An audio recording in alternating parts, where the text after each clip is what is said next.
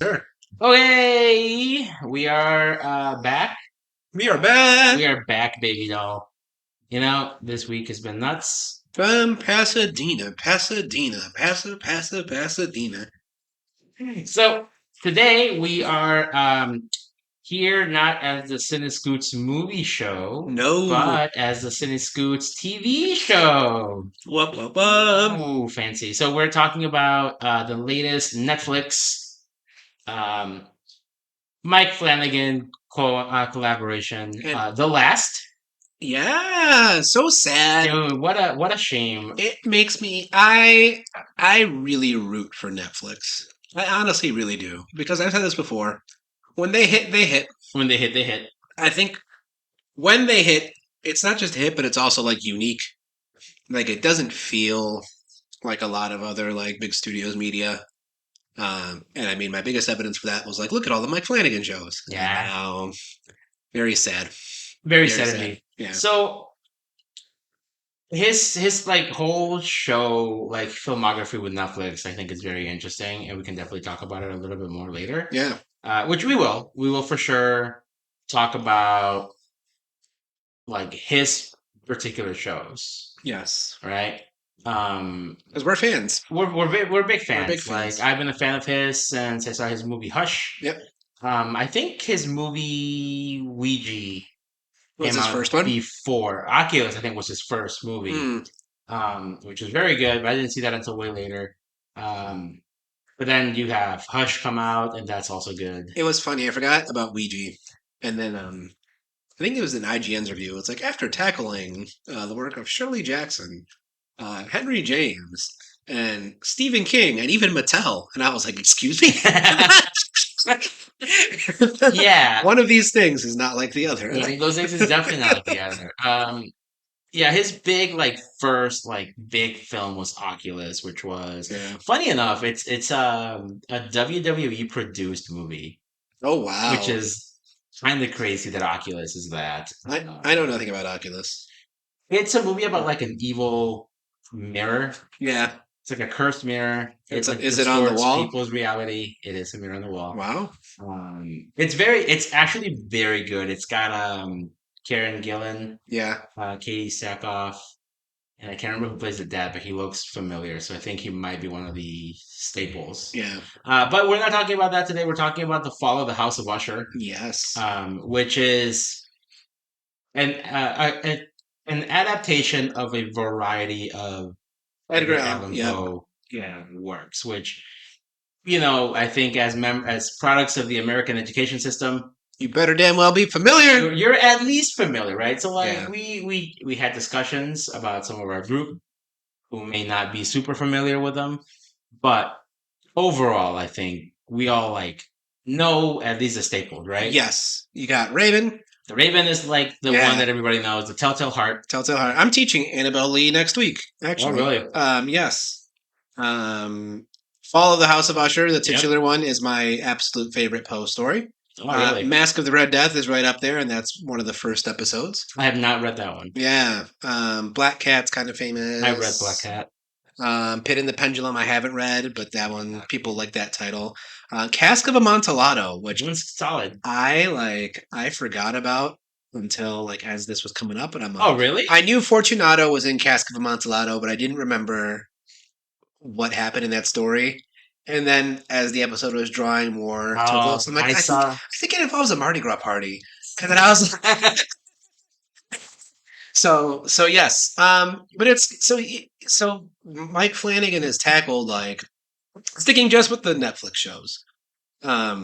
He's tackled like well-known people like House of Bly Manor or Haunting in Bly Manor was Henry James. Shirley Jackson was Hill House, the first Netflix one. But like the cool thing about this show is like if you do who's the most famous horror writer ever? Yeah. Right? It's fucking Edgar Allan Poe, right? Followed by maybe Stephen King. Followed by maybe Stephen King, right? I think Stephen King might edge him out in like cultural relevance. Like if you ask people who is like the biggest like horror writer, you are probably going to hear Stephen King Yeah. nowadays Yeah. over Poe. Maybe you said it was like the father of horror, or if you Yeah. said like, and I'm not. I know other people like were there first. I'm just saying like, Yeah. who comes to mind? It's fucking Edgar Edgar Allan Allan Poe. Poe and Stephen King are very high Right. up there. And the fact that he's been able to cover both and so well and others. Yeah. I mean, who the hell is like listening or reading The Turn of the Screw in 2023, No, 2021 or whatever? but if our millions of fans remember, that was the year where there was two Turn of the Screw Yeah, adaptations. that was that Yeah. 2021. Whatever year. No, Midnight Mass is 21. Is it really? Midnight Mass is Holy 21. shit. Yeah, So it's yeah, yeah. 2019 then? I think so. 2019, 2020? Yeah. Yeah. But anyway, um, the fact that he's able to take these stories and modernize them, because that's one thing that I think is very interesting about his takes on these things. Yeah. You have these very old literatures, Yeah. and he's able to take them and make them appealable to a modern audience. Right now, Haunting of Hill House is a very Yeah. old story, but it was a very modern take on it. A family who was doing a house flip. Right. You know, that's what was happening a lot back then. And now with Father House of Usher, it's all about like pharmaceutical companies. And not only does he modernize, but like he I'm tempted to say he makes them better. Instead, I'll say he like adds a lot of feeling to them. He takes a ham and cheese sandwich and he turns it into like a fucking Italian nightclub. Yeah. Because like if so, I read Hill House during COVID quarantine, and I was like, You actually read it? I listened to it on Audible. Excuse me, Oh, excuse me. Yeah, excuse you. I listened to it on Audible, Mhm. and I was only familiar at that point with the show, and I think I had watched Bly Manor. So I was expecting something like really deep and like close to the show, and Mhm. like it's not. It's not, It's very bare bones, which is fine which because is you fine. can Yeah, because now you have the Haunting of Hill House, right. and it comes in and it actually fleshes things out. It makes things very very appealing. It makes you feel invested. But it's one of those things. It's not a tale you often hear of the film adaptation being better than the source material. Yes. And especially in this day of like new Disney Star Wars canons and MCU, where a lot of like the neckbeard community was like, if they just stuck to the source material, like this will be great. And I think fair. I think there's cases where like people really should have stuck to the source material Hmm. in many media. But I think what's awesome about Mike Flanagan is he is proof that like you do not have to. Like you No. can use the source material as a skeleton and you can be respectful of the source material and you could really build on it in a way that I think either updates it Yeah. and or makes it better. Yes. And I think so far, I will go out. I will die on the hill that everything that he's done, Mhm. with the exception of maybe Doctor Sleep, he has made better Then what was there? than what was there. Yeah, for Um, sure, Ouija. and here's the thing. So Ouija's an Which interesting one. I haven't Like, seen. so the original movie came out in like 2013, I think, 2014, and it was bad. It was laughably bad. So the original movie wasn't his? No. Okay. The original movie was just like they took the concept of a Ouija board. Yeah. Yeah, the joke is that it's a Mattel thing. Yeah. But like Ouija boards have been around for a long time, right? Like the spirit board has been around for a long time. But then he came in and he did a prequel Yeah. to that movie Yeah. where he tells you like the story of like what is the thing that is haunting this specific board, who are Ah, the spirits that they were contacting in the original movie, very and interesting. he made it compelling. And that's what he does. He's very much a character focus first, Yeah. followed by the overall story, followed by the spooks. I just come up with the sandwich analogy today, but the other analogy that was always in my head for how he builds these things was he takes a pile of bricks and then he adds the mortar and turns it into a wall. Yeah, Yeah. and that's what you need. You need something to basically hold everything together and make it good. Yeah. I'm very excited to see where he goes next because he's had hit after hit after hit, I Yeah. think.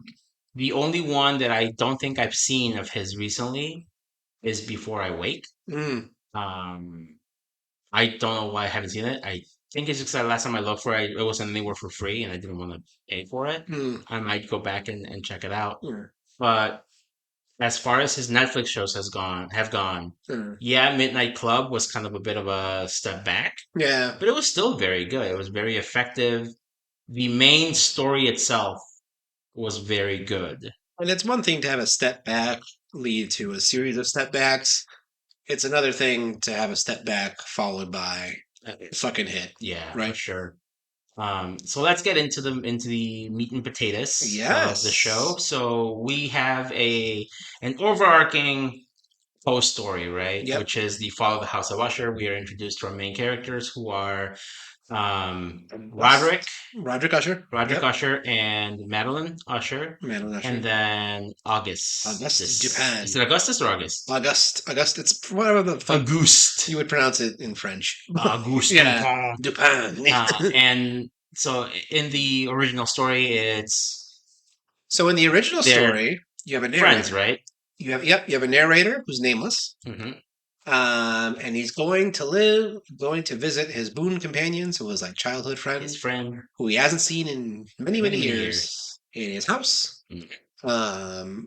And we find out early in the story that the sister is interred. She is. We are led to believe that she is dead, but that just kind of happens. He just kind of stays over at the house, and then Edgar Allan Poe likes to show you that he's very smart, and he likes to brag about how smart he is. Yeah. And you just kind of read like nice, beautiful sentences from there to the end. But plot, it's like he visits the house. Yeah.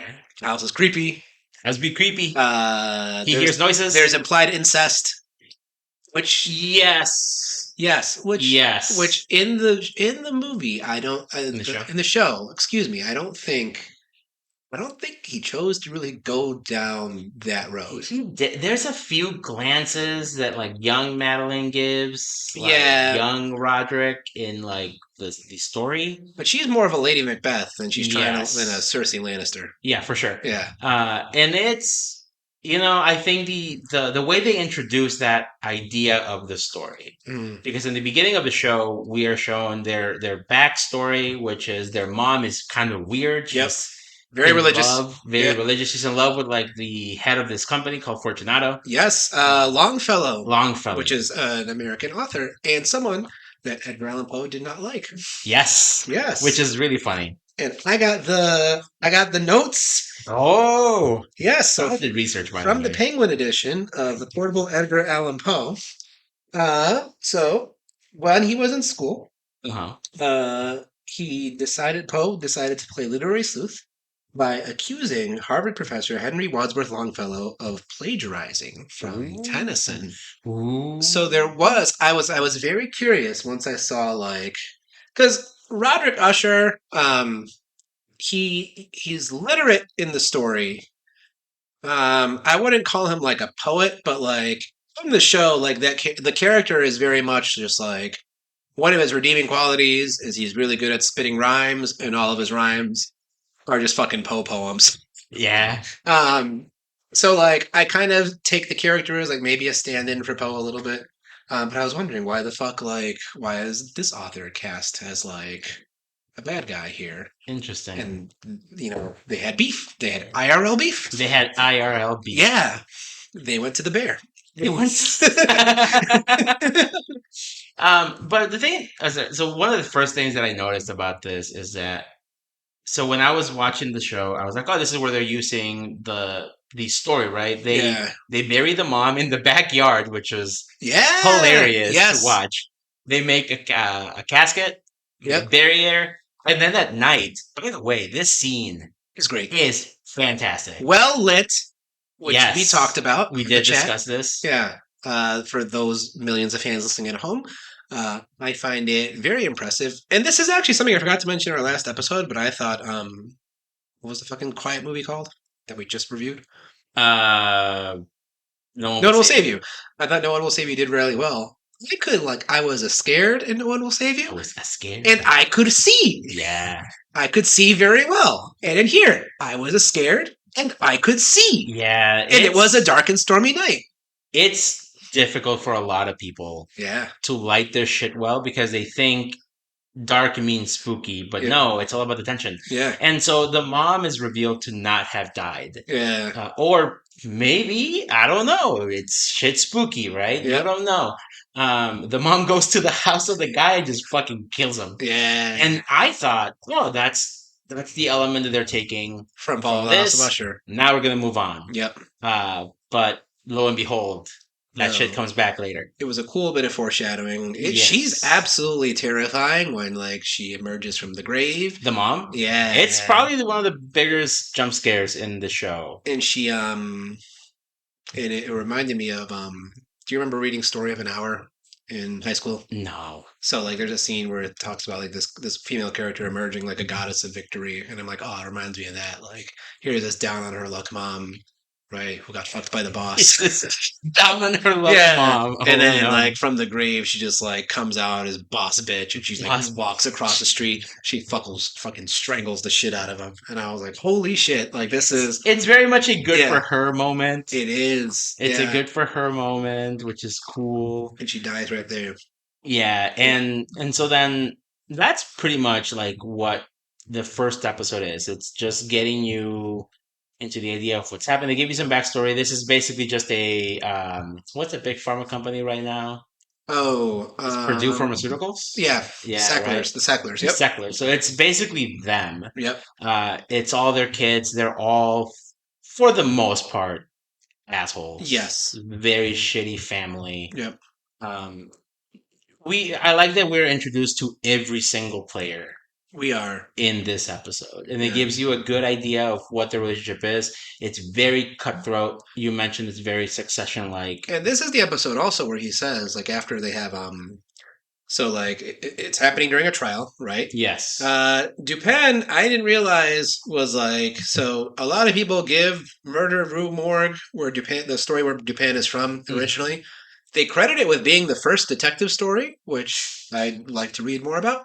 But apparently there's a lot to suggest that what's Sherlock Holmes authors? Arthur Conan Doyle. Oh yeah. That he took a lot of his Sherlock Holmes inspiration from. Yeah, I heard story. that too. It was interesting. Yeah. So then it's interesting because I was like, okay, they're set up as adversaries at first. I know in the original Fall of the House of Usher, they're friends.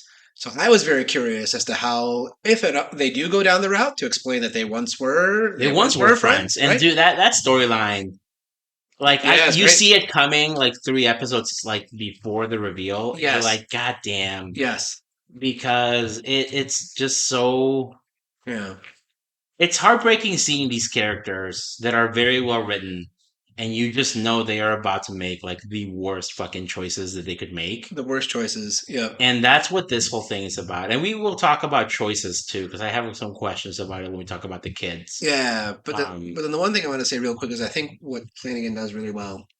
Because at this point, me being only familiar with the Netflix stuff, the shows have very much a structure. So they set up the overarching story in the first episode and the last couple episodes, and then each character kind of gets their beats, their right? beats. Their own story, their own episode, Yeah. more or less. And then some people might say that seems formulaic, but it's works. what you need a lot of the time because then it gives you a chance to really know. Yes. The characters. I'll bring this up later in our last third of the show. I would like to see Flanagan try something different. But I think that's what his movies are for.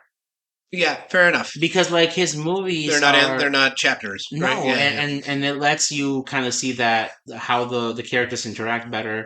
Yeah. But when it comes to a show, you want to let your characters breathe, and what better way to let your characters breathe than to give them a devoted episode. And here's the thing: with the exception of the characters that die off fairly early, the other characters do still get character moments and character beats in the other episodes. He does a really good job of making it feel not completely like chapters where Yes, it does not feel like yeah, anthology. stories like the death of one character, the events that set that off, maybe start 2 episodes before, and Yes. then like they reach their episode.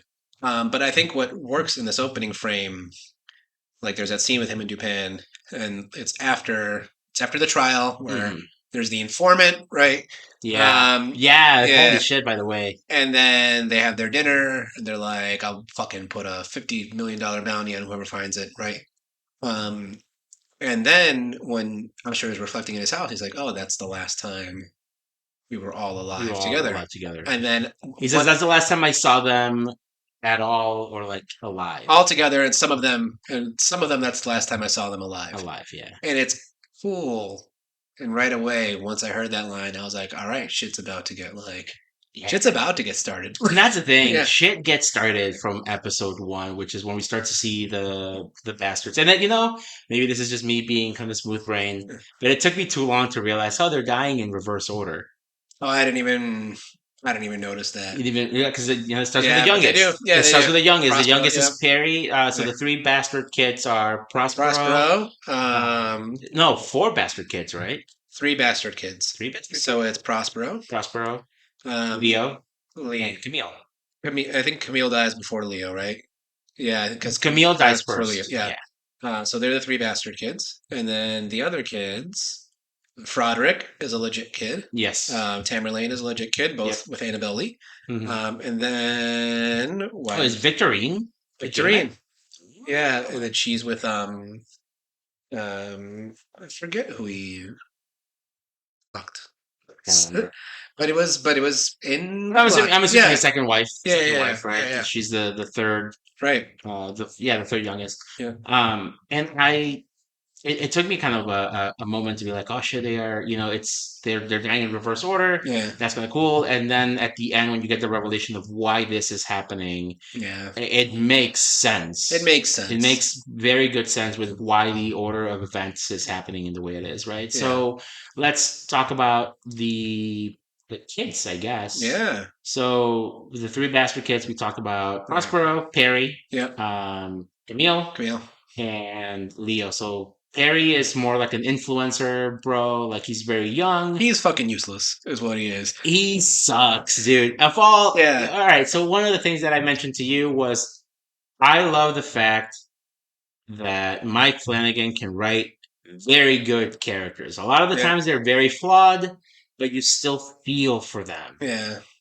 But it's very rare to get a character that is very well written, Right. but fucking sucks. Sucks all the way around. All like Yeah. 100. And most of these people are awful people. I feel like Prospero's only redeeming quality was just that he was the youngest and like he just fucking had no shot. He had no shot at any. He had Yeah, no so it's shot. like, oh man, you were You just feel yeah. bad because there's also like this theme of these people want to prove themselves. Yeah. They want to, because he makes them, they say that he makes them earn like their first loan, Yes. right? There's he a wants there's a small loan of $1 million. He wants to set up the club He wants to set up a club. selling 96 whiskey.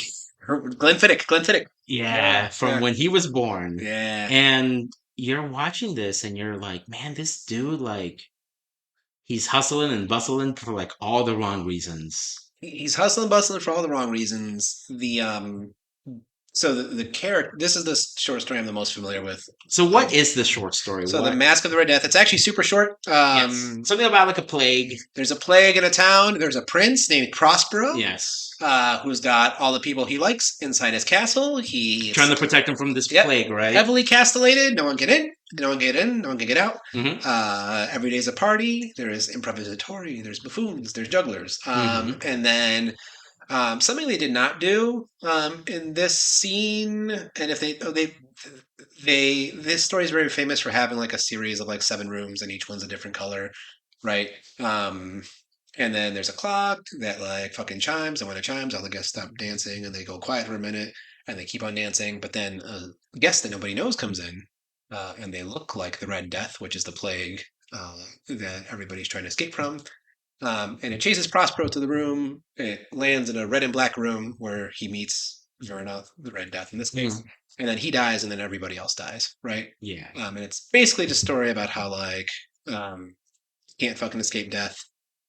It's written after there's a Poe's wife dies of some sort of bad disease. His own wife? Yeah, that one's kind of autobiographical. But basically, like, story about a young piece of shit who's trying to cheat death with materialism. And doesn't because you can't. And it's kind of the perfect, given the overarching theme of like, you know, materialism, like fuck you, like get your money, shit that this show's criticizing. Yeah. It's kind of the perfect first story to begin. Yeah, and with. it's also it starts you off with a bang And as it's far as yeah, like the deaths go. I think this might be the yeah. most like gruesome death that he's done on TV. It's the most gruesome for sure. I mean, the scene is sexy because he's basically opening up like a sex club, and there's like They're gonna have an there's orgy. naked people, yeah, and people be fucking. Instead of a disease, it's acid that kills everybody. Acid rain. Acid rain. Right? And like I think what, like I said before, the sandwich analogy and then like the brick analogy that are used for what Mike Flanagan can do with source material. Like the Red Death in the story is supposed to make you all like bloody right when you die, and it's just kind of gross. But just the imagery of like Everybody just melting. all these melted bodies. It's like, pretty fucked. It's so fucked. So this is where we do get the introduction to Verna, who is our like connecting thread. Yes. To like all this tragedy, right? And Gugino. Yep, she's great. She's in a lot of his stuff. Yep. And throughout the whole story, you're kind of led to ponder like, who is she? Is she death? Is she the devil? Is she fate? Right. What exactly is she? And how soon into the show where you're like, okay, I figured out they made a deal with the devil. Like she's not literally the devil, but that's basically kind of what happened. How long did it take for you to be like, maybe like 4 or 5 episodes? Yeah. But there's one thing that I do find interesting, and we can go back to this in a second because I do want to kind of touch base on all of the kits and what they do, so that we don't have to spend so much time doing that during the breakdowns, right? So like Perry, we say he's like an online influencer. He just parties for the most part. Camille, she is basically she gets dirt on people. Yeah, she's a publicist. She social media. Yeah, yeah, right. She kind of pulls strings on the back and gets dirt. Also, it's kind of cool how they're together because like they're all and then Leo is a game maker. He's like a video game designer. He's more like a producer because they do say like other people make games, you give them money to make you games. So they're all within the realm of media. Yes. Yeah. And then we kind of start going into the other people because Vic's a surgeon. Vic she's not a surgeon. Well, a doctor. Right? Yeah. She's trying to create this like heart sleeve that helps pump your heart and track your heart to keep an eye on like stroke stuff. Yeah. Which is cool. Then we have Tammy, who is like a fitness guru, but again, she doesn't do any of this. No. She's monitoring this. Yes. And then we have Frederick, who's just he kind of like manages the company, but again, he's doesn't Kendall. Do anything. Yeah, he's Kendall from Succession. And I think this is also a theme in this show. These people they say they do these things, but they're not. Yeah, it's someone else who's actually doing the hard work. These people are just living their privileged life. They put their name on top of it, but it's somebody else actually doing the heavy lifting, right? Because we have Perry is the one who's supposed to be putting on this party, but it's his friends who are out getting everything done. Yep. Camille, she says that she's the one doing everything, but it's not her; it's her assistants. Yeah. With Leo, he's giving people the money. The developers make it. We have Vic and Allie. Yep. We have Tammy and Bill. Yep. And then we have obviously Frederick, with everybody else in the company actually doing things. So it's all these people who are just a facade. Leeches, for lack of a better term, right? Yeah. And so then when we move on to Cammy's to Camille's story, and we start to see this thing that she's doing falling apart. Yeah. Right, her assistants fall in love with each other, and then she's left alone, and Yeah. then she has to go and actually do the dirty work, Which, and she gets fucked. so as a question, Yeah, all of the siblings, with the exception of Frederick, and I can see why he's not, they're all like not heteronormative. yeah, Prospero swings many ways. many ways. Camille, obviously, Yep. um, the Same with Leo. same with Leo, swings both ways. Vic is gay. Vic is gay. And then Tamerlane is straight, but they hire girls and they've got their She's like a cuck queen. Is that what it's called? yeah. It was that I was curious. You know what the funny thing is? When we were watching the show, Yeah. and they showed Frederick. The way he was talking, I was like, "Oh, he's gay. They must have adapted. They must have adopted a girl." Yeah, And then he's like, "Oh yeah, no, this is my wife." I was like, "Oh, right. I guess I was wrong." Right. And I don't know if that's purposeful because that same actor has been in a lot of Mike Flanagan shows, Yep. and he's not played with that like inflection in his speech. Yeah. So I don't know if that was meant to signify that he's maybe not as straight as he wants to say he is. But it's interesting because, so far, if you're going to ask a question about Flanagan and LGBT representation, he's been like, That's not the point. What I'm saying is, if you think about it, like he's the oldest, right? Yeah.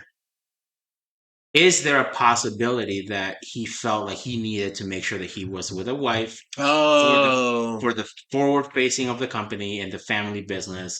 Because now somebody has to carry on his family name, and it's just I don't know. It played very weird, but it didn't like it wasn't like in an insulting way. Yeah. But it was just like kind of like, oh, interesting. I mean, quite possibly because like he and his wife like do not seem compatible at all. No, Lenore there's is something definitely weird about it. Lenore is definitely her daughter, and we know actually. Okay, so this brings it back to Prospero episode. Like we know that she must be getting I forget his wife's name, but she must be getting something unsatisfactory about this relationship. Yes, Because Prospero is able to tempt her to go to the orgy. yes, Morella. Yeah. And there's also hints that say that they've done things together before. Yeah. But that ended, I'm assuming, when they got married. Yep. So that was that.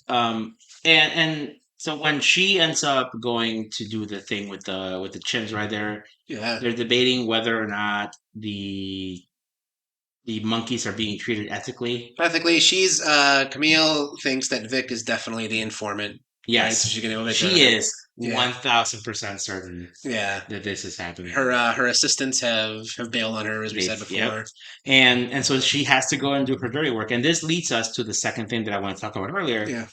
One of the reasons why I was kind of not super on top of Verna being essentially like a deal with the devil entity was because she kept going up to the people and saying, "Don't do this. You don't have to do this. Yeah. Turn around. This does not need to happen." Yeah. And every single time they kept on fucking up. And I couldn't tell if this was like, hey, this is your conscience, like Right. turn around and you don't have to die. And they're so stubborn. But then by the end, you realize that's not It's not the case. So should we get that out of the way so we can talk more openly about that too? Yeah, so it's like are we getting out of the way in terms of what the actual deal What was? the deal Yeah. is. So the deal was that they would Usher and Madeline would have success, right? Great success. Great success. No strings No attached. strings attached success. Literally no strings attached. The only string attached is that they would outlive all of their progeny. When Roderick dies, before he dies, all of his descendants everything goes. Everything goes. And they say yes to this deal. And it's interesting because when Lenore dies at the end, right? Mm-hmm. We do get a sense that like Verna realizes that like, wow, you don't deserve this. with Lenore. Lenore. But she's like, Dude, what a sad scene. Yeah, but she's like, all your descendants are all your descendants. So she boops her on the forehead. And she just... Without any suffering. No, she dies peacefully. She just falls asleep and that's it. Which then brings me to the fact that, like, I think when it reveals... Oh, and this all happens on New Year's Eve, 1979 to 1980, right? I think at some point... Forget what the line is, but she kind of hints that, like, people who... When she gives him the possibility of the deal...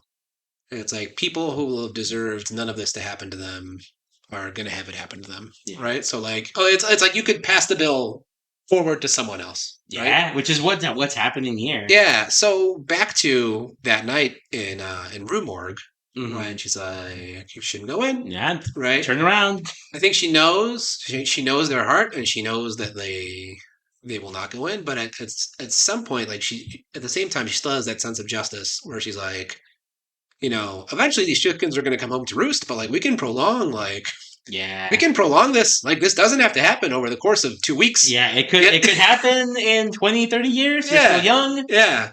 So she gives them the chance, even though she knows like they're not going to take it. Yeah. Yeah. It's fucked. It is fucked. It's so fucked. That kill, I know that like, I mean, I think there's a lot of a lot of these kills. Like, I think of the ways to go. Fucked me in this different ways. has to be one of the worst ones. Getting your shit rocked by a monkey. Yeah, like that one lady. But like the fact that it starts off with her like, because you get the image of the monkey's door opening. Yes, chimp. I'm sorry. Chimp. Yeah, you get the image. Yeah, it's a monkey. We know it's a chimp. Yeah, but it's so much funnier to call it a monkey. Yeah. So the monkey's door opens, and you don't see the escaped monkey. No. But then you see Carlo Gugino fucking hop on the table. That visual is so off-putting. And then you're like, that's very animalistic. I know there's a bunch of monkeys here. And the way she's like, she's bending down and slunched over, you're like, oh, this is... like, is she the fucking monkey? And then she gets whatever happened to that one lady. Yeah, you get this really cool reveal where she takes the phone and takes a picture of her, and you see for a split second on the screen the face of the chimp. Yeah. And you're like, oh, this monkey's gonna fuck her shit. In the aftermath, that blood is like brown and smeared, and that body is just like disgusting, dude. And like it's so sad because like Kate Siegel is just this gorgeous actress, right? Yeah. And it's like that corpse looks absolutely nothing like unrecognizable. Yeah, it's fucking gross. And the monkey does the evil grin. Yeah, he does. Yeah, the oops. Yeah, I did it again. So it's kind of cool to see like how these first two kills. I don't want to use this word because it sound like some weird sex pervert, but like these people become like debased. Yeah, like there's no like dignity left to them. Like no, I feel like these two more than any of the other ones. Like their deaths makes them unrecognizable. Yeah, and when you see one of the things that I thought was really effective too is when Roderick is telling Augie the story in the Usher house. Yeah, you see flashes of the person who's dying this episode. Yeah. Which, by the way, when we get to the black cat, that is probably the biggest jump scare in the show. With the cat itself? With not with the cat itself. There's one that's but so you see the characters like in the background, and you're like, oh, is that what I think it is? And then you see them, and they just look fucked. Yep. Right? In the black cat, they're just sitting there, and you hear like a small noise, and then just a fucking body just falls in the middle of the room.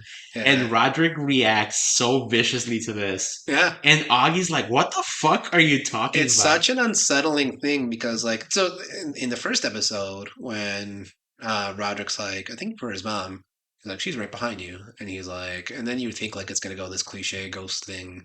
But then Augie's like, oh, I know, like fucking negotiation tactics. Like, I'm not going to, you're trying to get me to turn around. You're trying to scare me. Yeah. And then Roderick's like, suit yourself. And then you think he's going to have like control over like him seeing these ghosts for the rest. But no, he does not. No, he has no. They terrify him. And it's kind of funny because you have this dynamic where one person is just trying his best Yeah. to hold it together. And sometimes he can, Yeah. sometimes he cannot. And that scene so that episode where Emil dies, she just comes up behind him and puts her hands on his shoulders. Yeah. And it's so creepy because you don't see her face. Yeah. You just see her hands are all bloody. And I can't imagine what it must feel like to be sitting in a room with just two people Right. and feel someone just put their fucking hands Pop on on you. you. Well, especially because, like you said, he's just trying to keep it together. It's funny because, like, the contrast is that's what Augie's been doing from the perspective of the trial. He's like, I'm just fucking trying to like get these people straight. And he's like, fine, fuck it, you win. Like all your kids are dead, right? Like, ain't nobody gonna like everyone feels sorry for you. So like, ain't no trial gonna happen now. And like now he gets to see someone else like try to keep it together. Yeah. Well, yeah. And so we have the episode of the Black Cat, right? Yeah. I've read the story a long time ago. I don't really remember it very well, but the inciting incident happens actually the episode before, where Leo wakes up and the cat's The just cat's- fucking dead. Yeah. He's been stabbed. It's sad. You Yeah. all know the kitty. So he goes and instead of owning up to it and saying, "Hey, cat's dead. Let me buy a cat." In here, if I went on a bender the night before and I woke up and saw a stabbed cat under my pillow, and I think he's also covered in blood, right? He's got blood all over him. Yeah. The cat's behind the couch, dead, Right. stabbed, and his first instinct is, "I'm gonna go buy the exact same fucking cat." If I did serial killer things in my sleep like that, I can own up to it. I'm gonna go buy the fucking cat. Here's I don't want to say this is even a hot take, but I think of all the Usher siblings, the one that I feel deserved it the least Is Raul? is Leo. Leo. Yeah. Yeah. Because like he's a shitty husband, Right. or boyfriend. I think his boyfriend. Boyfriend, right? Because Shitty partner. his partner hasn't met the family. Yeah, that's what it is. And he's clearly hurt by Camille's death. Yeah. He is the only reason why he's doing drugs as much right now is because he's reeling that his sister is dead. It seems like he really did care about her, especially both of them, because they were the pastors, and Prospero, right? Because he hooks him up with drugs. He hooks him up. He tells him like, "Hey, like, I know you feel like you have to prove yourself, but like, take it easy, be careful, be smart."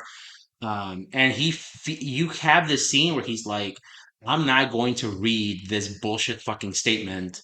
Right. To save face for the company, like, I cannot do this. Yeah. And you feel bad for him. So when shit starts to go down for him, I'm like, man, I don't know if it's biased because I love Raul. Yeah. But you feel bad. You do feel bad because he like there's that line when so when they're passing out the NDA, the do not disclose, and he's like, "Oh, is this cake too?" Yeah, because Frederick's wife makes those cake, realistic looking ass cakes. But it's a sign that like he sees through the bullshit. Yeah, and he just chooses to like and he wants to make video games, dude. Yeah. He just wants to make games and play Mortal Kombat. Right. Have fun.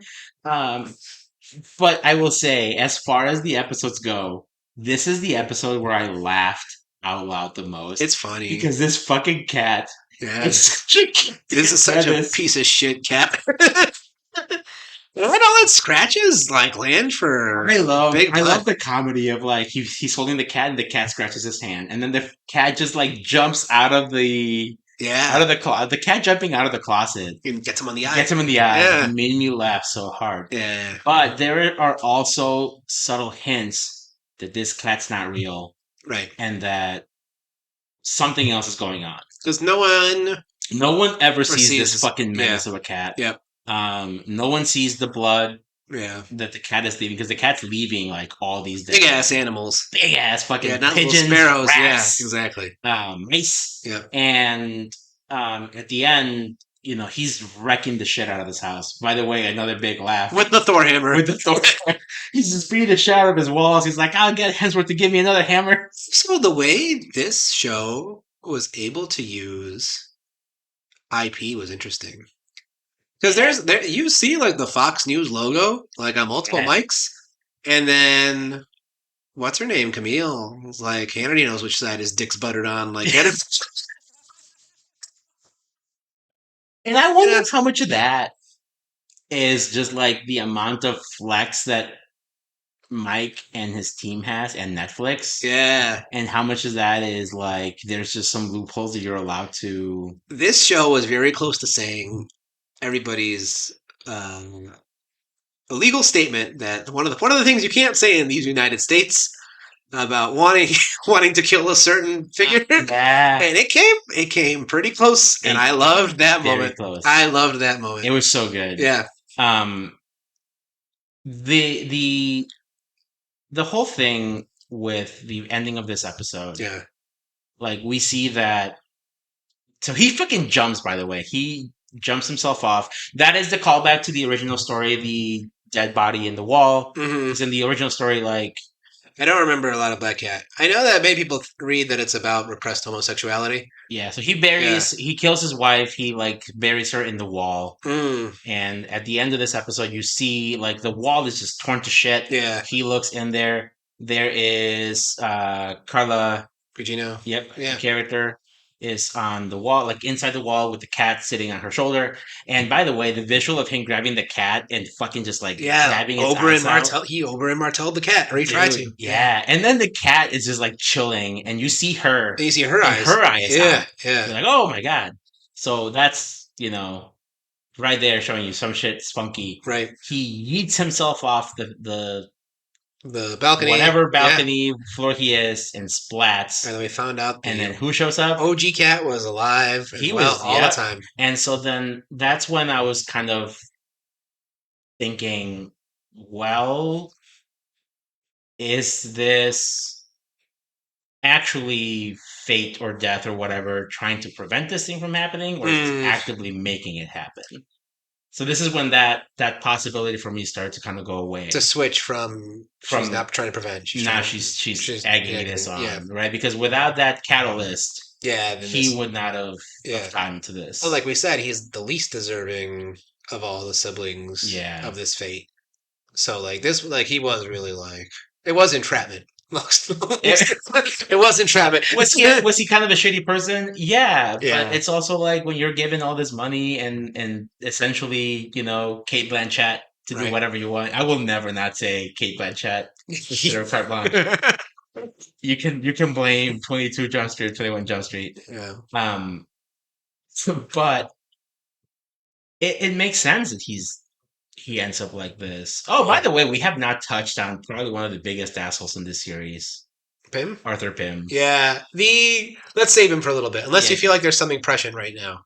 No. Okay. Well, yes. Okay. Kind of. Yeah. So he's like all up in the business. Yep. Right? He's essentially He's not super even- lawyer.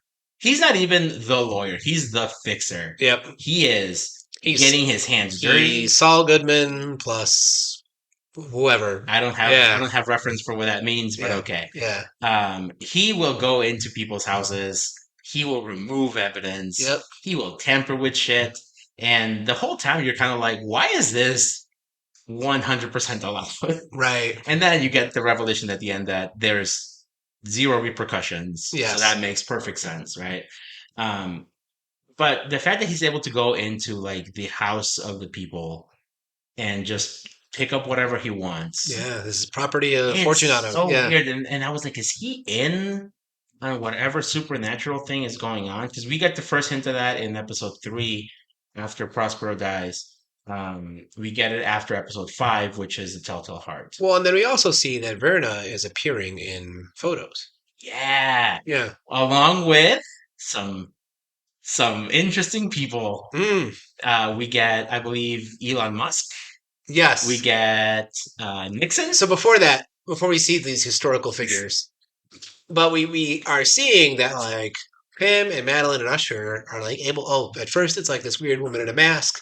So they're like, oh, maybe she was able to be seen because she's wearing the mask. But then they see the security guard on the footage, Yeah. and then they see the photo with the animal adoption lady, and they all realize it's the same. And it's like, oh, like if this is a ghosty, like this ghosty, like this ghosty can be seen. Yeah. Yeah. By Pim as well. By Pim. Yeah.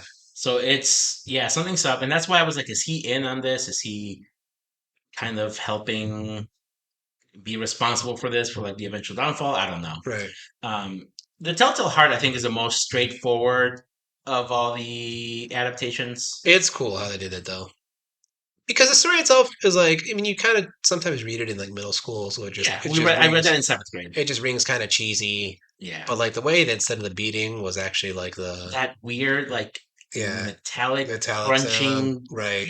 Yeah, and it's throughout the entire episode. Like yeah. anytime Vic is on the screen, you're hearing You're that hearing it, sound, yeah. and it gets to you after a while too, because it does drive you a Yeah. little insane. And I loved the way they showed how much it throws her off Yes. when she's having conversations. You see that a lot in the beginning because Verna's pretending to be like a heart transplant Right. candidate or heart Yeah. surgery candidate, right? And she's like talking to her, and while she's hearing this noise and she's focusing on this noise, Verna switches from this, You know, character that she's playing into someone with into Verna, who's a like, bit you more are, poise and authority, and then and her full on voice, her fun. accent just disappears. Yeah. And then it like, you also see like the lights start to go red when Yes. she's focusing on this noise. I don't know how I feel about the fake out, not a fake out, but like the omission, Of like the one fourth into the episode where she throws the thing and then boom, we're in the next scene. I once I saw that I initially knew that okay, something we missed something here, and I think maybe Flanagan's used similar techniques before, but like when I saw that, I'm like, okay, there's something that they didn't show us, and I probably forgot about it. But then I don't just the image of her with like the I forgot what these are called, but I remember that surgical instrument that spreads your ribs open for heart Yeah, transplants. Just the image of her like in the room all bloody. that was so I was like, just that's fucked. creepy Yeah, and gross looking. Um, I don't know. I feel like the Telltale Heart is one of those stories that's so ingrained. I don't know if it's like a me thing, right. but like it's so ingrained in my brain because like it's so well known. Like I'm pretty sure there's like animated shows that have like their Halloween episode based Yeah, on as it. a Like I Telltale know fan. the Simpsons have done it. I'm Yes. pretty sure Family Guy has done it. Yeah. So like it's so into our culture that I think just omitting that doesn't make a lot of sense because everybody knows where this is going. Right. Um, but still, the execution of it was very unsettling. Like, Very gruesome. and I love the fact that it was Roderick who finds this because Yeah. at first he's like something is afoot here. What's going on? But he's also kind of a little dismissive. Right. Um, and he's the one who's like, this is not somebody going after us. Something else is happening here. And I have to go back and see, but is this also the point where this is where he and Madeline start to like acknowledge the fact that like, hey, like we saw this bitch like Yes. that night at the bar.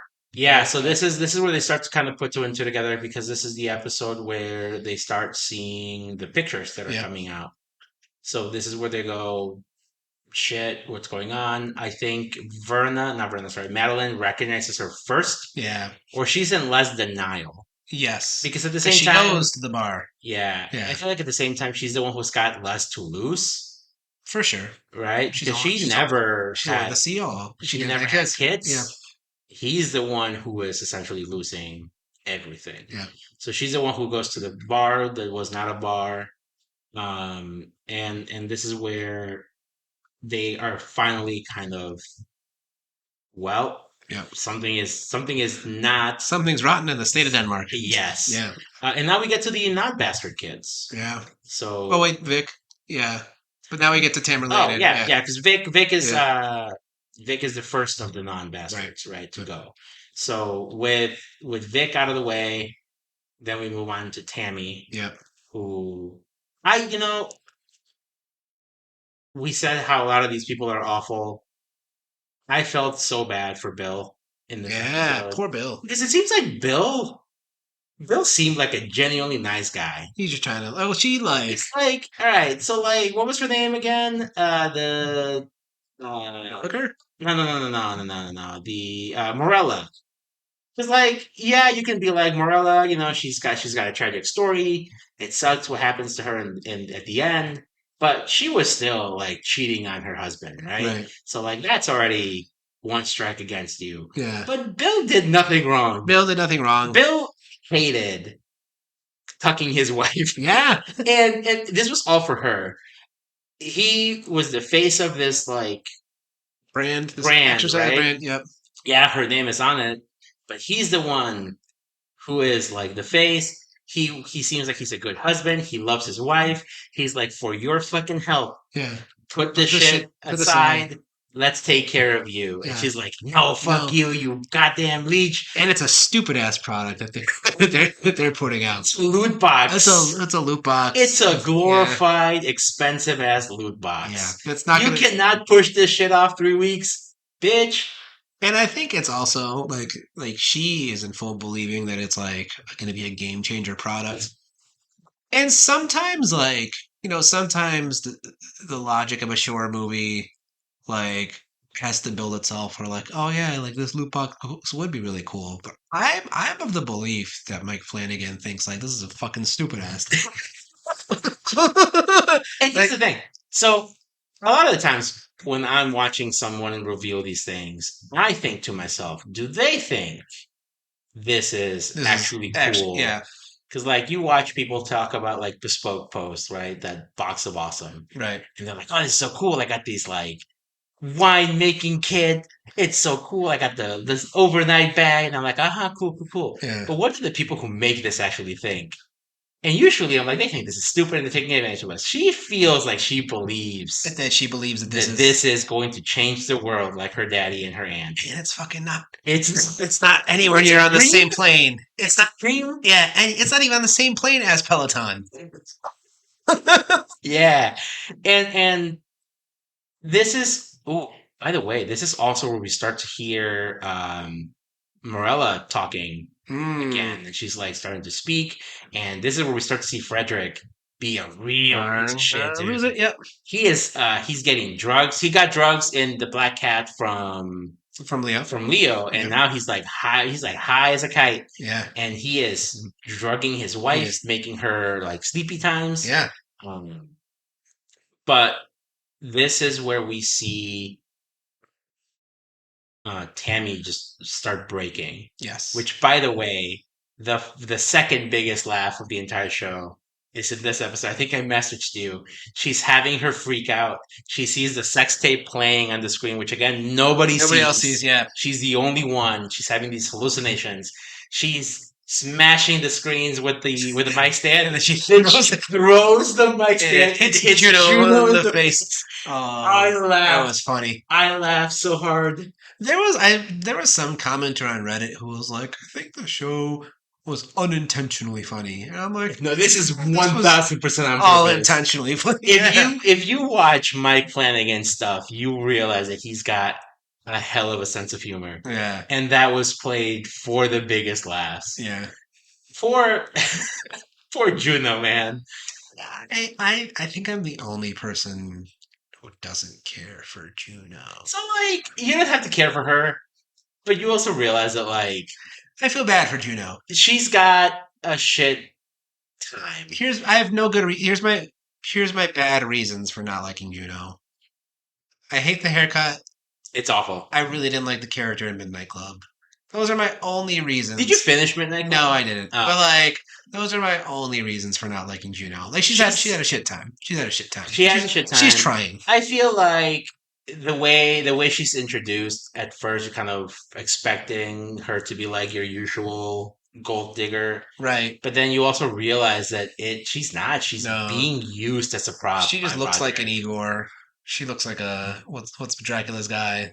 She looks like a Renfield. Renfield. Right. By the way, so let's talk about Tammy's death. Yeah. I think her death is the most beautifully shot. It is very beautiful. The way and the tension building from like her seeing Verna on the like in the mirrors, If you're and like she's me, getting cut up. if you like me, you don't like seeing cutty things on in horror. This death was the one where I was like, cover my eyes. Oh no! Yeah, Um, I love the visual of her jumping and throwing the fire poker right. into the mirrors in the ceiling, and just seeing the way it's shot in slow motion looked very, very good. Um, and I think it's also very fitting for her, right? Because she's this person who likes to see essentially herself, but not be the one who's doing Yeah. the thing. I mean, there's some sort of something in here with Death by a Thousand Cuts. I don't know how to make the connection, but like, that's what it is. Yeah. Yeah. And then we get to our last children, Froderick. Frederick. Right. Frederick. Yeah. Oh, Froderick. It's well, it's what they call him many times, but then also, Oh, I see, it's I see, about I as see. close to Yes. Roderick as you can get. He calls him Frederick the first time. Tamerlane. Is it, But then other people do it as well, I think. he gets so mad in that Yeah. first episode. It's the first second episode where they call him that. He gets so mad. He does get mad. Um, it is genuinely disturbing. The teeth. Like the way he is so. I don't even want to say he's so hurt by what. Or he's just so obsessed. Yes, Yeah. and he, he's drugging her, and you can see that she's she's got nothing. She can't do anything. So it's She's interesting. powerless. It's interesting that he like at first he tries to like open the phone. I think they maybe do that for like a couple episodes. But Yeah, then he afterwards eventually gives it up on just that. stops. Oh, I forgot he takes off her bandages to get the face to Yeah, he's together. trying to, Yeah, and her yeah. face is just so fucked. But it was interesting. I'm like, after that, like during all these times where he's torturing her, he never makes like full on attempts to be like, I know you're a prosperous party. I know it Hmm. was an orgy. Like, just tell me what you did. Like, he kind of does it early on, but after there's a certain point where it just becomes him like torturing her. Yeah, and when he takes out the pliers, and you see the pliers, you're like, oh no, Yeah, what are you gonna do? yeah, And when you're kind of, it'll eventually like click in your brain that she's talking and he doesn't want her to talk. He just right. wants her to be submissive. And he just wants to. And he just wants to take them the pearly whites. And there's a lot. I've heard it from multiple people who are like, his death should have been more painful. And like, I agree. I think his death is adequate. I think there's something. Well, he certainly doesn't suffer as much as somebody who's like acided to death. But But here's the thing. You're acided to death. Yeah, maybe pain wise, it's awful. But if you consider like just the dread yeah, of you're sitting there unable to move and you're seeing your death coming, inching towards you, that's what I was gonna that's say. so much worse, I think. And Everybody else died quick. yeah, Awful, but quick, yeah, right? and Verna, basically, she's like, I don't Dude, usually she intervene this is. much. I Right? loved She's her. pissed. I Yeah, loved her monologue at him, yeah, where she's like, "This could have been fast. right, This could have been, bim bam boom, you're done." But when I saw you take those fucking pliers, I was like, yeah, "Nah, man." right, And that's also like a big thing where you're like, "Oh, she is purposefully here." yeah, Um, we also get our first hint. Is this would be our first hint? Where like she can kind of see like they're branching in their perspectives, like, or they're in their lives if they choose to take the deal or not. I don't remember. So this is why I'm like, she's probably not like a demon. She's more Yeah, like an entity of like fate, right? Fate right, gives yeah, you a hand, and you can choose to take it or not, right, right? Um, but I do like that we do get to see him basically get. yeah, I think it's Saw sawed, 5. right, the It's that pendulum, same death. It's a yeah, pendulum death, which I thought was kind of nice that we just got Saw X and we got a call back to that. oh, nice. Um, Again, I haven't read The Pit and the Pendulum, I haven't either, so I don't know how much of that but I'm is. sure it's great. Sure. Sure. Uh, it is very pleasant to see him get his comeuppance. He deserves it. I think out of all the people here, he's the one that deserves it the most. Yeah, I think if we are ranking who deserves it the most, clearly Leo's at the very bottom. Obviously, right. why am I blanking on her name? Camille, Not Vic, Camille. Vic, The Tamerlane. granddaughter, Oh, Lenore. Lenore, right. Lenore We're talking about speaks her. of Yeah, pure innocence in this. She's nice. right. She seems very caring about everything. She She recognizes is, that, like, oh, if we've done something wrong at a family, then we need to go to yeah, jail, yeah, right? She is the voice of reason, yep, and unfortunately, yeah, yeah. in a way, I was kind of hoping there was something because you know how I mentioned like there was that weird, the way he talked and the way he acted, the way he was very separate from his wife initially. That I Frederick. was like, is he closeted? Hmm. Wouldn't it have been nice if they had been like, yeah, he was. They did not have a legitimate child. Oh, And then that would have been the way and for that would her have to survive. spared. You know what? That would have been. Part. That would have been too Yeah, nice. the happies would have liked it, but I was like that would be. Flanagan doesn't do that. Flanagan doesn't do that. Flanagan poisoned the dog in the in Yeah, one of his shows. yeah. And then we get to our culmination, which is our Raven, which does Okay. have my least favorite visual, I think.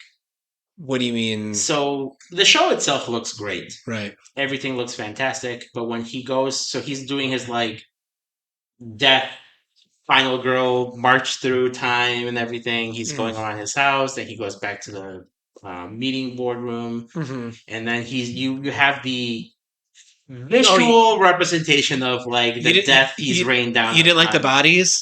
Oh, I loved the bodies. I And thought it was so so full of dread. The CGI could use. that's what I'm saying. Yeah. Visually, the idea of it is great, Right. but the way it looked in motion, and then when like the lightning would flash, it looked so cartoony. Fair. I think I would have liked to see because there's a talk about a pyramid in this episode. Somebody mentioned something about a pyramid, Yeah. and then there's With the also this whole pharaohs. thing they Yeah. talk about the pharaohs. I think it would have been like, look out there, look at the pyramid that you've built, and it's just a pyramid of dead bodies. I think that would have been. A better visual. I think because it also shows you like a physical amount where this is just bodies falling, Yeah.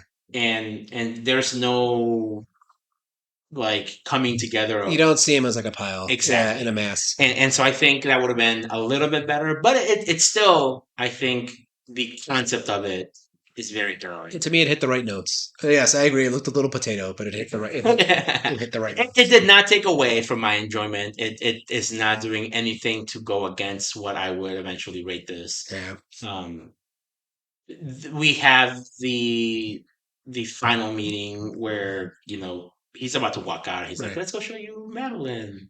Yeah. And then we also see what they did with the, That. cask of So Cask of Amontillado, you see, we Amontillado. see the previous boss has been walled in. Yep. That was awesome. Um, Going forward a bit to Madeline, I think so now we're back at the Usher story, Hmm. right? The Just like how the Red Death acid bodies will make me never read that story the same way again. Seeing her like pop out the basement with like the fucking sapphires in her Yeah. eyes and like all And it adds surgery. it Yeah, adds another layer to like the death from the first from the episode. mom. Because like in the first episode, you see a woman that's been buried, Alive. possibly alive, Yeah. crawled her way out. She's disgusting and dirty, Right, but still intact. still intact, right? But And then then here you see a this one's all mutilated, mutilated. Yeah.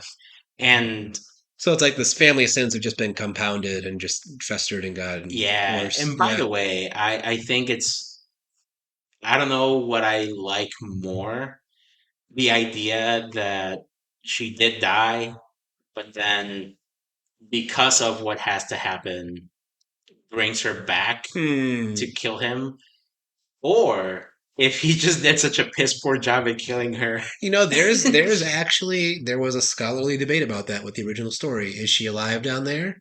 Or was she dead in a ghost? And the one of the critics who was writing about this even did like a whole science thing of like, well, the floor is described as being as copper, and copper is able to like blah blah blah, something with the oxidization. Like he did a full on like close read of like the setting of her like tomb, and like he tried to make like a scientific case in this fantasy story about why how I'm she was curious alive. about this. I don't remember his name, but this was published in like 1963. Like it was a long time ago. So that made me think of that. I was also thinking that same thought. I'm like, was she alive? Was she not? Yeah, and I don't know what makes this hit better, and I think the fact that it's a little ambiguous Yeah. because he does have that conversation with Augie where he's like, "Is she dead?" Yeah. He's like, "I think she is, but I'm hearing all these noises, and you're hearing them, so clearly something's up." Well, And I love that conversation that both of them have. well, in Cask of Amontillado episode, she tries to get him to kill himself as a loophole to get Yes. out. Hmm. He obviously tries to kill her as a loophole to get out. So it's Well, she funny. tries to kill him too. Yeah, and then he tries to kill her. Yeah, because I think in her mind she's like, well, if he's dead, Right. Right. then and I can't, he has to die before me technically. Then if he dies, then I'm Right. out. But Verna calls it a loophole. Yeah, And he's like, no loopholes here. no loopholes. And it's funny how they still try to loophole their way out, like Yeah, even after seeing all yeah. six kids die. In the way that they One, died. one, maybe Yeah. two. Yeah. Coincidence? Yeah. Six. Yeah. Ooh, In those ways. six, Yeah. seven With with Lenore. with Lenore. Lenore. Yeah. Um, I find it interesting that even in a Mike Flanagan story, we cannot escape AI. No. And that's technically in a way her way of outliving whatever this is, whether or not she did it consciously or not. She's trying to live forever in a way. Well, it's interesting also that the AI is And the corrupt demented, at the right? end. Yeah. Which is fitting for a Poe story because, I think as an adaptation, how this show works really well is it's able to portray Poe's fixation with the macabre. And if you ever did your literary eras in high school or college, like, dark romanticism, like they think everything in life sucks. And it's Yeah. like, yeah, well, that's, except, I mean, and this is where, so here's our original plan. We were going to talk about the summary, which I think we did in great length. And you know what? Hmm. The fact that this is an 8-hour episode and we're only like an hour, Yeah, it's pretty pretty good. solid. Pretty good. Now, our original plan was to go from summary to any talking about any side characters. Do you want to talk about any side? I mean, So there's only one thing that I really do want to talk about. Yeah. And it is how they sprinkled in the flashbacks Mm, because I like the character of Rufus Griswold. yeah. He's you can see how he is He's very Wolf of Wall Street. 100%.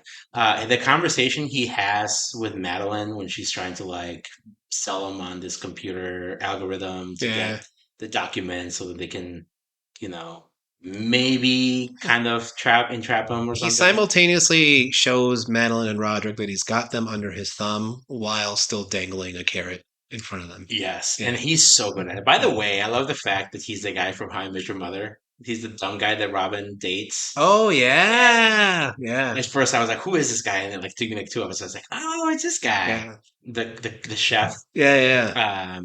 But he's so good.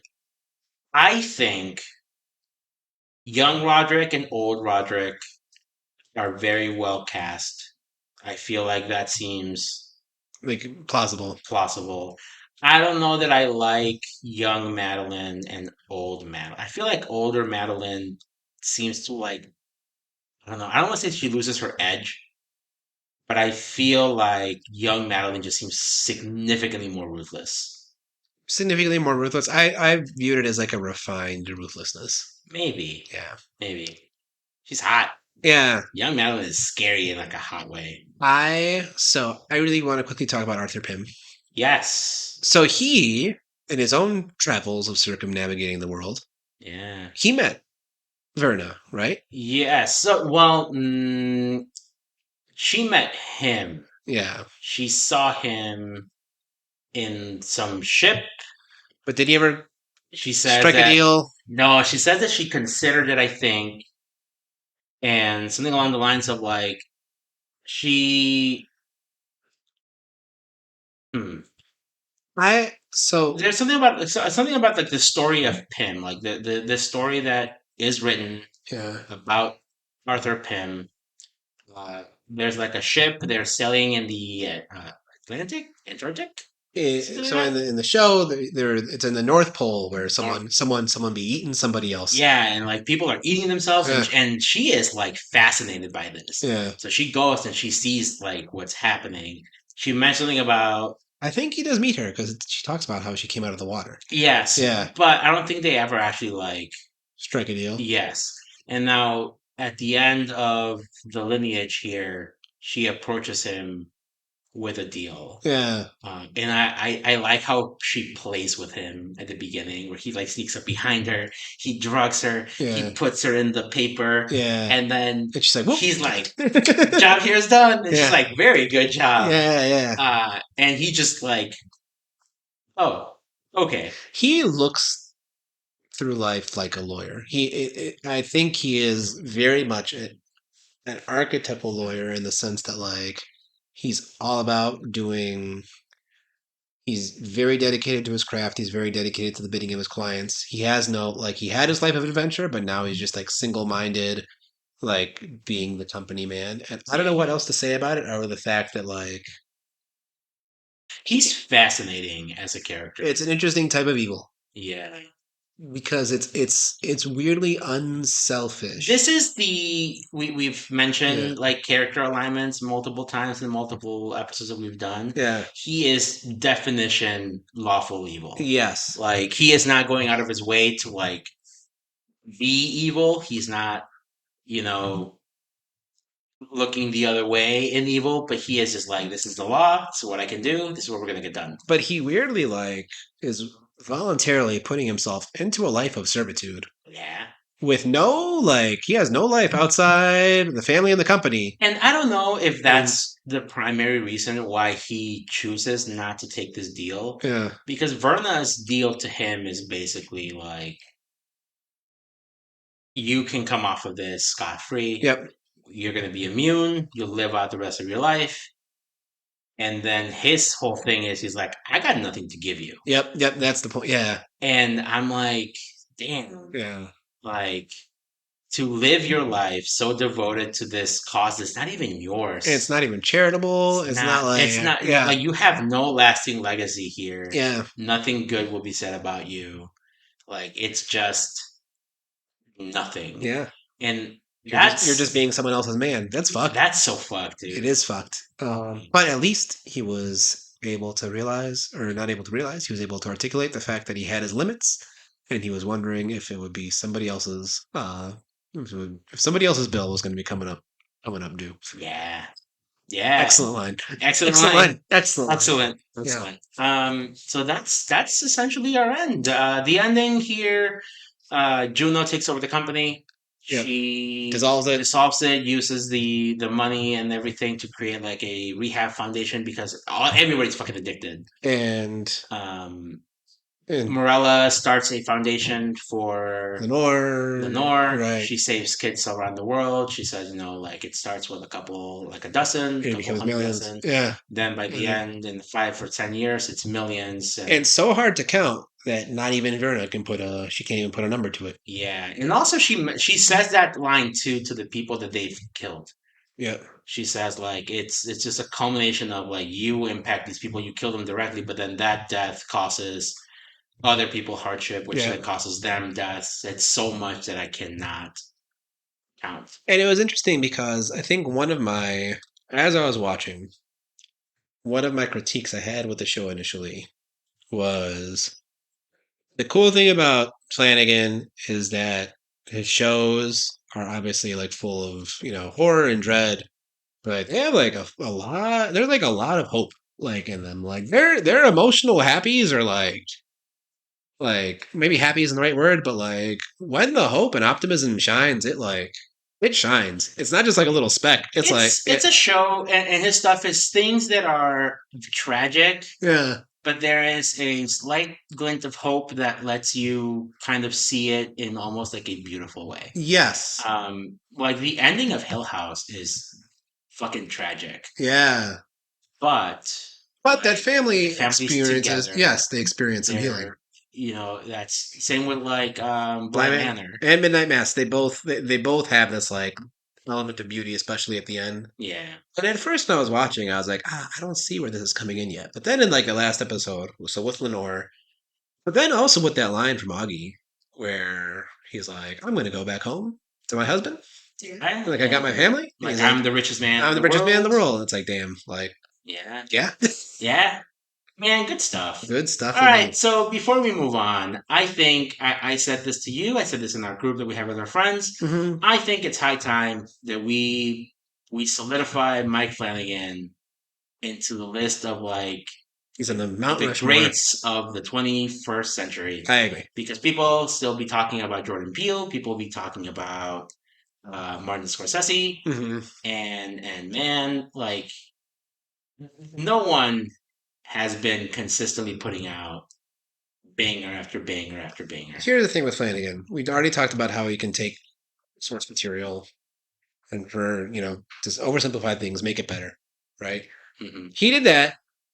Then he made his own original thing. By the way, yeah, the fact that Midnight Mass Yeah. is an original work, yeah, there's influences. You can see it. There's heavy influences from like Salem's Lot and other like Stephen King stuff, but it's purely an original idea. Yes. And it's so good. And then, I'm not going to count Midnight Club because I also haven't finished it. But then he came back with this one. Yeah. And he's like, I'm going to go back to adaptations. I'm just going to fucking crank it up 5 notches. Yeah. And he did. Like as horror, I love. This is his most gruesome show, Yeah. I have to say. Yeah. And like, say what you will about the other ones, like they can be scary, they can be eerie, they could be depressing, right? But this one is like, it takes the blood and it takes the gore and it like shoves it in your face, and I think it does it like very, very well. Yeah. So, any real quick because we're gonna end with a ranking. Yes. Do you have any problems with this show? Do I? I mean, I already listed my one problem with it. Honestly, The poo-poo CGI in that one scene. scene. CGI in that one scene. Yeah. And the fact that it's probably like the only thing that I didn't think was fantastic. I think I don't really have any issues. So some people criticize it for lack of subtlety, which dude, fuck that. We've talked about this many times. Sometimes you don't need to be subtle. Sometimes you need to be. Sometimes you need to be boop on the nose. On the nose. Which also, like, Edgar Allan Poe was not subtle. And I'm sorry if this brought me like show on Netflix that basically says like, when is fucking Donald Trump gonna die? Like, I'll take it. Because when is Donald Trump gonna die?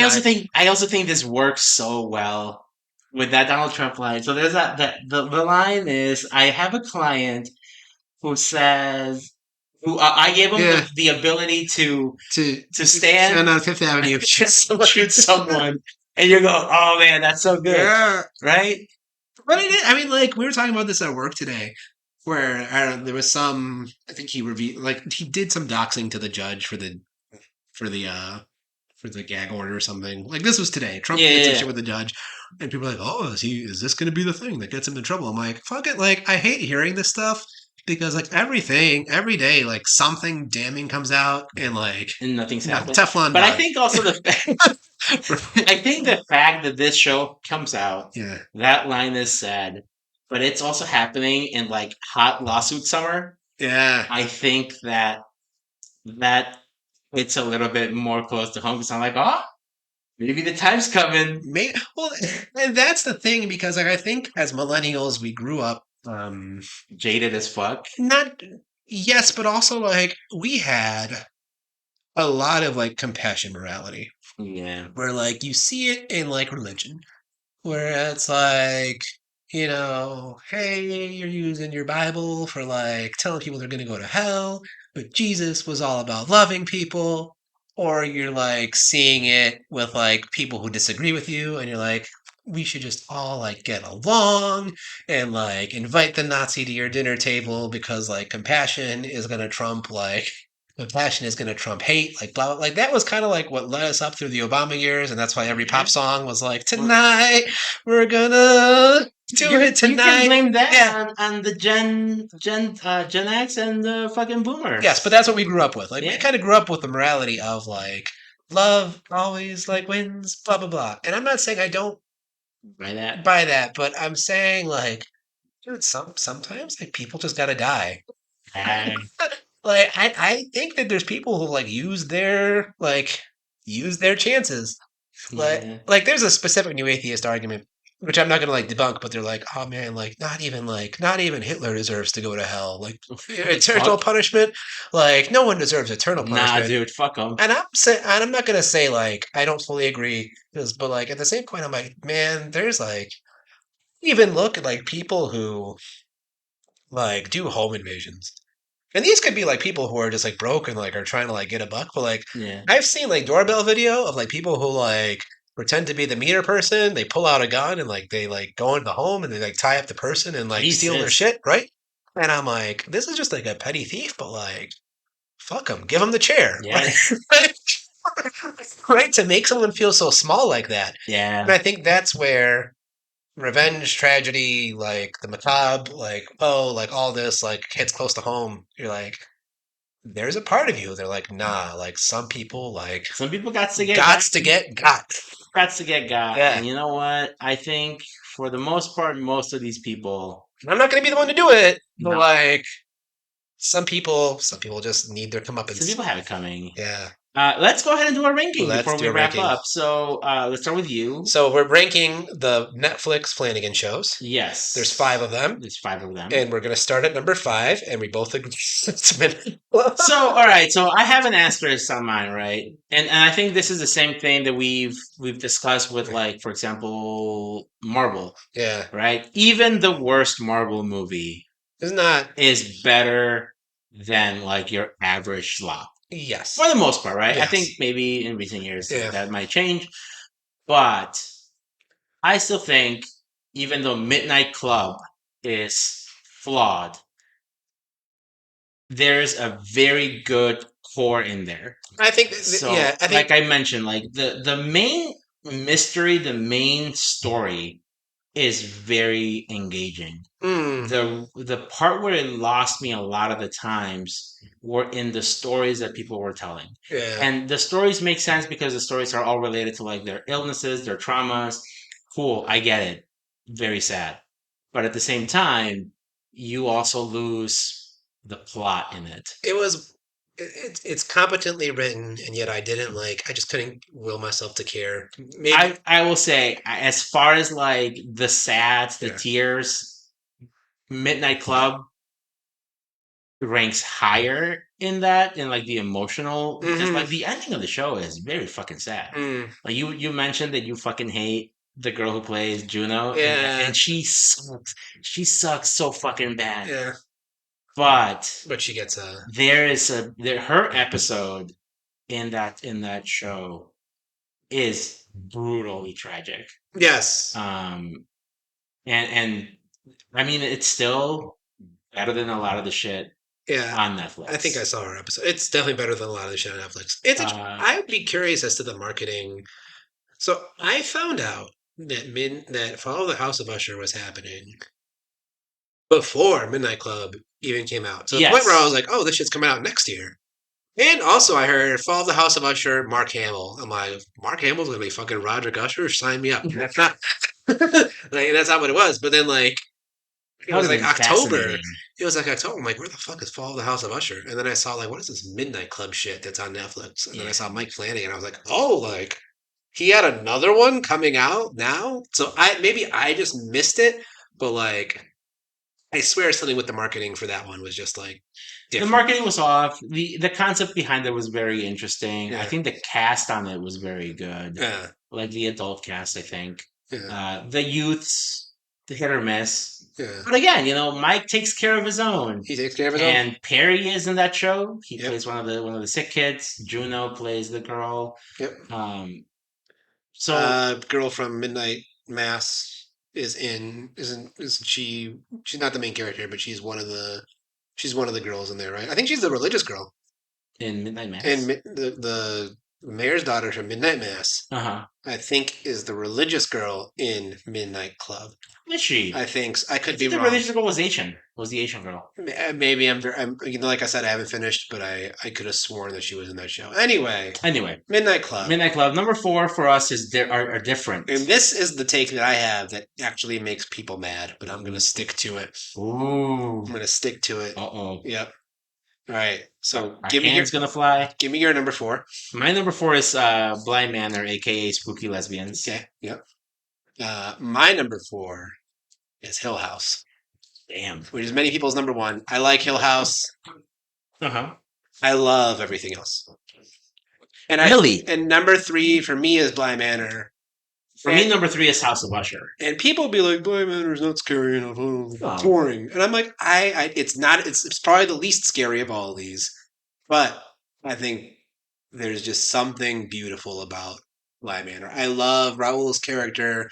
What's the actress who plays Vic? Oh man, their story is so fucking I sad. love their dynamic. Oh man, that story is so fucking sad. Yeah. So I love that show is just about love. This could be like all these are like Halloween shows. Obviously, that could be a fucking Valentine's Day show. And like Bly Manor is just so wet and dreary, and like it's perfect for February. Yeah. And like I didn't realize that like the main character and the gardener were like that relationship was going to become like the focal point, and I love how it meandered to there. So no, I love Bly Manor. Bly Manor's great. Yeah. And again, like I said, for me, this ranking, cool. We're all at S tier from now. But we're like everything, I will say, even for me, yeah. Everything on my list except for Midnight Club. Midnight Club is a solid B plus. Yeah. Everything, Bly Manor, House of Usher, Hill House, and Midnight Mass for me. S tier. They're all S tiers. Yeah. Like they are my 9s and 10s out of 10. Yeah. Right. So for me, the reason why I picked Bly Manor here is it's just like it's very good. It's very well written. But it's one of the ones that like I don't know that I go back to it to watch it. I want to go back to it. I would pick the top 3 here to watch before I would go back to how to Bly Manor. Would I still? Oh, absolutely, in a heartbeat. Yeah. But it would be down my list of rewatch. Yeah. So let's go with our number 3s. Number 3. My number 3 is House of Usher. Mine's Bly Manor. Again, it's so fresh. Yeah. I would have to wait and see how it holds up. That's true. Rewatch. And because I have to say my biases, House of Usher is my number 2. That and just like my background, like I think like artificially like automatically gave this an extra star or an extra point out of 10 or like an extra spot on the list, right? Just because I was so excited for this show. But yeah, Usher is my. Even if you don't love Usher, you can't deny that it tries. Like this show, fucking it tries so hard. So kind to keep on going for there. So my number 2 is Hill House. Yeah. I know you ranked it as number 4. Yep. I'm not gonna actually justify your number 4, but like for me, I think Hill House still has his best singular episode. The Bentneck is it the Bentneck lady one, or is the one in the when they're in the funeral home at Nell's? Yeah, it's a great episode. That is a masterclass episode. It rips your heart out. It's so sad. Yep. The way it's shot, all in one single take. Yep. And the way they did, like if you watch the behind the scenes for that episode, like I think it gives you a whole new appreciation for it. But I also think it's the scariest of the shows. In like a traditional scary sense. Yeah. I think Midnight Mass is a little scarier in like an existential kind of way. Yeah.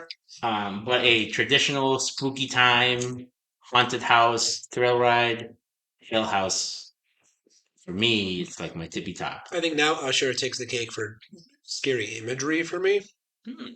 But I would agree that like Hill House very much at the time that it came out felt like a horror movie. Felt like an A24 horror movie, without the pretentiousness that was turned into a TV show. Yeah.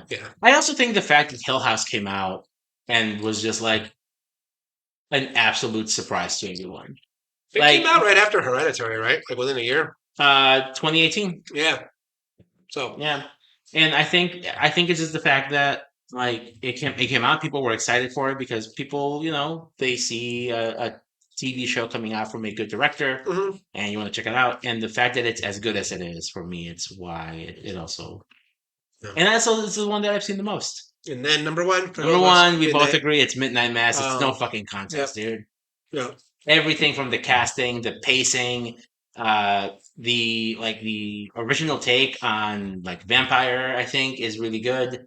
Um, Midnight Mass is just straight up literature, which is ironic, right? Because it's it's the the one one it's not. non-adaptation. But like the depth and the detail. And some people hate the monologues, and you know what? I hope Verna comes for them. I love the They're monologues. all good. Like They're here's the thing, yeah. yeah, monologuing can be like cheap, but if you can make a monologue compelling enough, Monologuing can be cheap. What the fuck do they teach you when you take high school English and you're learning Shakespeare? Like the soliloquy. Like yeah, the fact that he was able to bring that to yeah. life, right?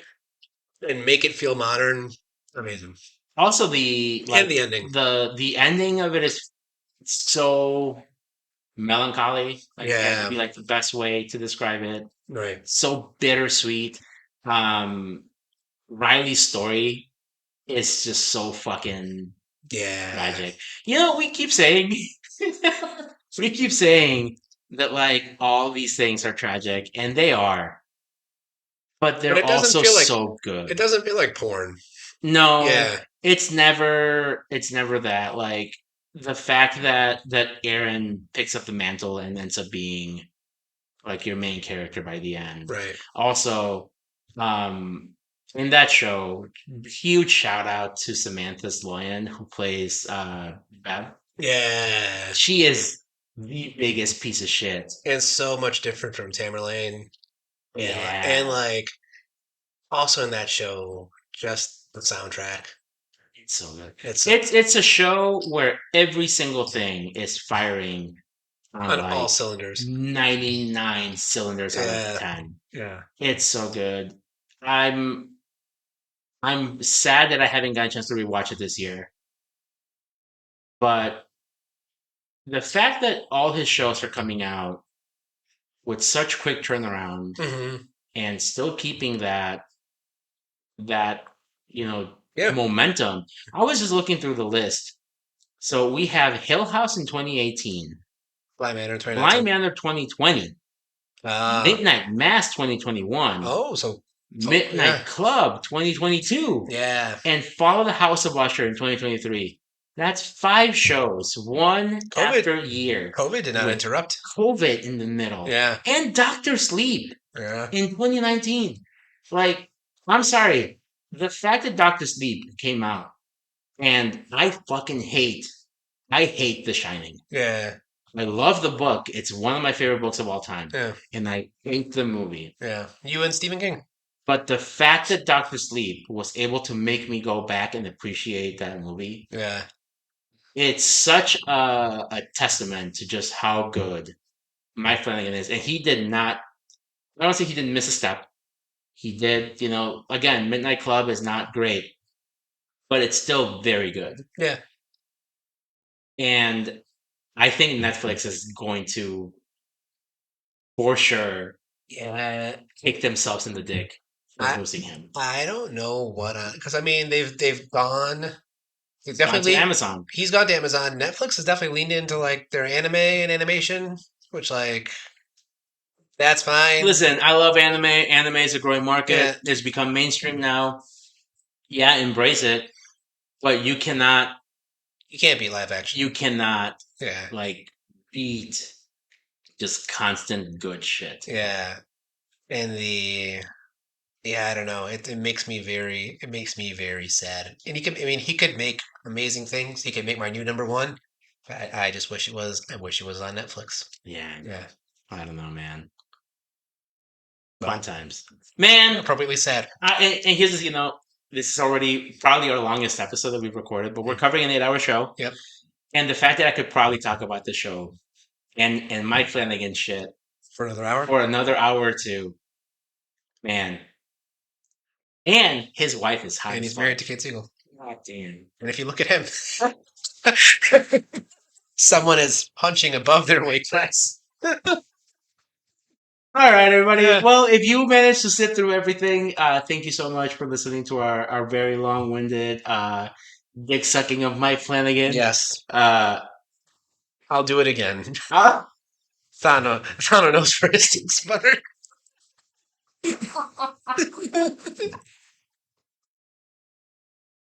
Does this show? Does Usher use the word "fuck" more than any other show? Everybody be saying "fuck" all the time. maybe I don't know. Midnight Club has a lot of fuck because a lot of the kids are really young and Kids, they're yeah, edgy. yeah, So maybe, yeah, maybe. Anyway, thank you all for watching. Please watch the show; it's amazing. yeah. We'll be back next week. I'll try to convince Sana to watch Lake Mungo this week, and then we'll record for that maybe next week. Because Sana will be able to go to a movie this week. I have a proposition for you after recording, but Ooh. no, All right, everybody. Thank you so much for listening to the Cine-Scoots podcast. Until next time, he has been Thano. he has been Javier. Bye. Bye.